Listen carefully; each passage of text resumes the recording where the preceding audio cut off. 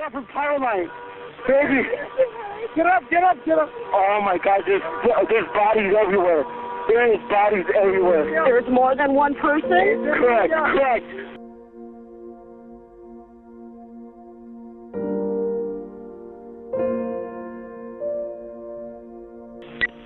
Attention Oswego Fire Department Station 1. It's going to be a general dispatch for the accident with injuries, Route 34 and 31.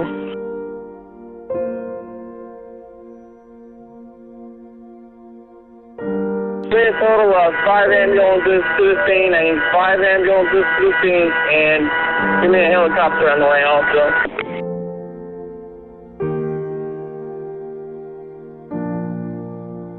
Message received. 5 ambulances needed to the scene.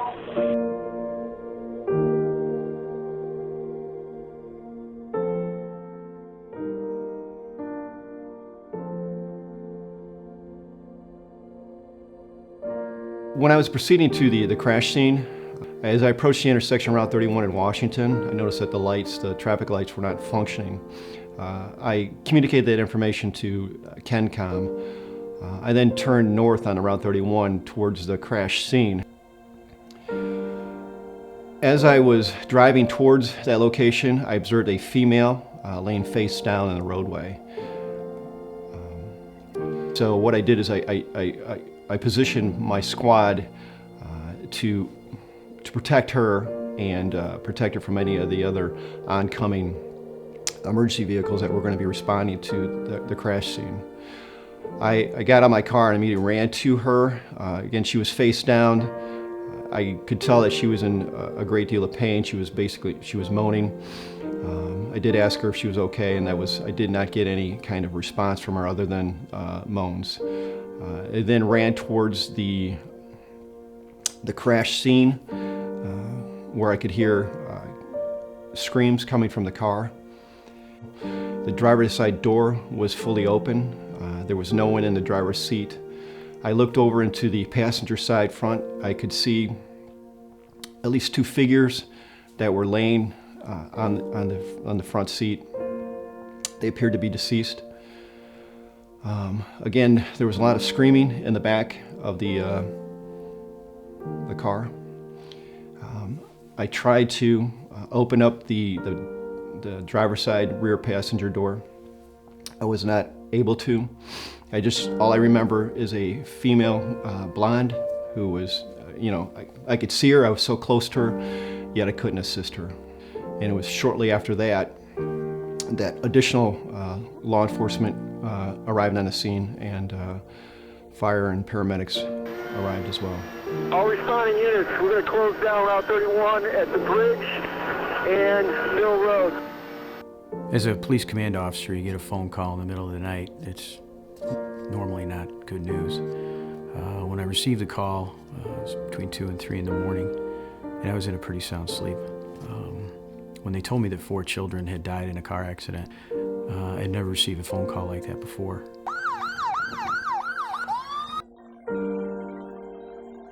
Medic 5 on the scene. Medic 5 on the scene. Message received. There was multiple units there. Just again, given the magnitude of the crash. One thing I do remember is that when paramedics finally arrived on the scene, they had the means to open up that driver's side door, the rear passenger door, and when they did that, I quickly realized why the female was screaming as much as she was. She had 2 of her friends that were lying in her lap, and they were both deceased. Because there were so many kids in the car, they had to remove the kids that were deceased out of the vehicle as a means to help those that were still alive and needed assistance. Medic 1, message received. Heavy extrication needed.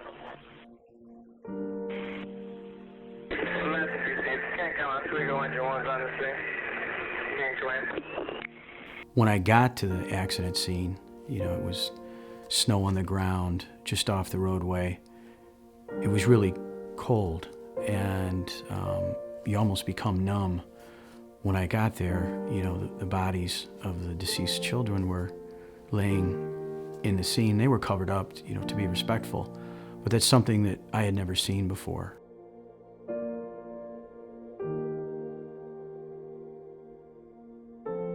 Because of the extent of the damage to the car, fire personnel had to use the jaws of life to remove the top of the car. And again, that gave them better access to those that were inside the car and needed to be removed.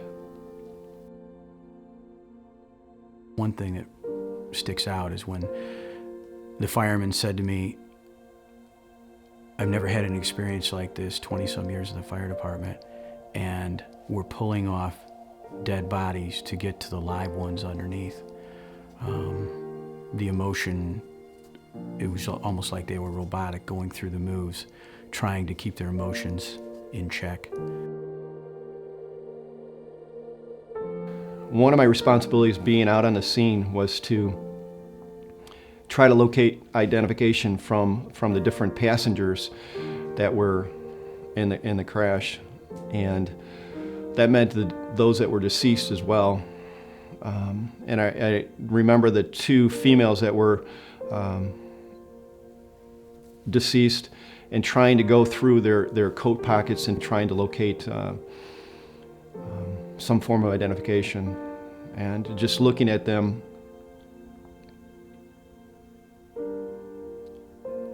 yeah, and knowing that they're the same age as my daughters.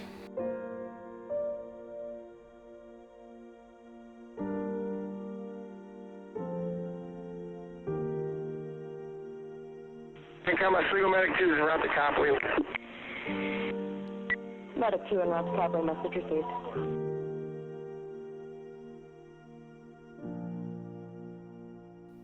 As a result of this tragedy in 2007, a program called Operation Impact was developed to teach teen drivers about the dangers and consequences of distracted and DUI driving. This program involves a team of community professionals who present and educate young drivers in a classroom setting. Local hospital ER staff talk about what happens to a victim that's involved in a crash when they come into the ER. The police department presents on safe driving habits and walks through the steps of a traffic stop. The county coroner talks about what his job entails and provides real-life stories of the experiences of coming out of a fatal car crash. A local insurance professional talks to the teens about the impacts to their insurance premiums if they're involved in a crash or arrested for a DUI. The program also demonstrates car safety tips and emergency preparedness for safer driving. The entire program has been developed to be implemented into your high school's driver's education program. Please consider implementing this program into your community to help us reduce teen crashes and fatalities.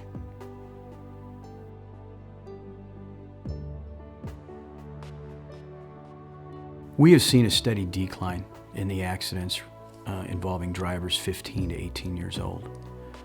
Over that 5-year period, we've seen a 21% reduction in accidents.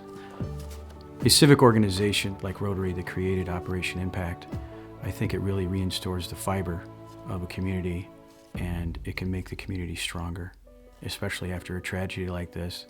The best would be to avoid it altogether.